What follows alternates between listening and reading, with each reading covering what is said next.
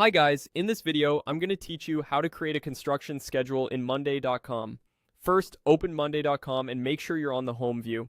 This is your starting point for anything you build. If you're already logged in, you'll see your recent boards and workspaces. If not, just sign in as you normally do, then land on Home. On the left-hand side, look for the Workspace panel. This is where your boards live and where new items will be created. Keeping an eye on which workspace you're in is helpful because your new schedule will appear there once we're done. Near your workspace area, click the plus sign.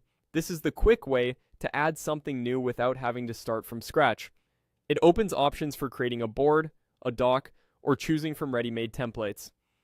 From the menu that opens, click Template Center. The Templates Center is a library of best practice setups designed by Monday.com, so you don't have to reinvent anything. It's especially useful for structured projects like construction, where timelines and handoffs matter. Inside the Templates Center, go to the search bar and type construction. This filters the library down to templates that match construction workflows, saving time and helping you find the most relevant setup.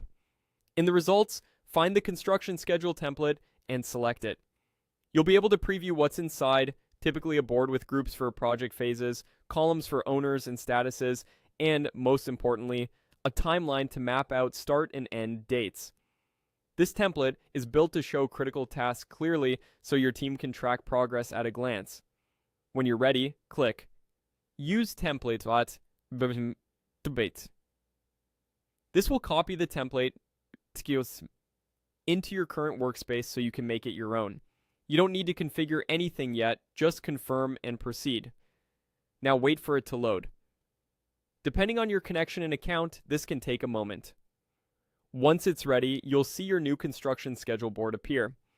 Expect a structured layout with pre-built groups, tasks, and columns. Common columns include status, people, dates, and timeline. You can scroll through to understand how tasks are organized from planning through execution.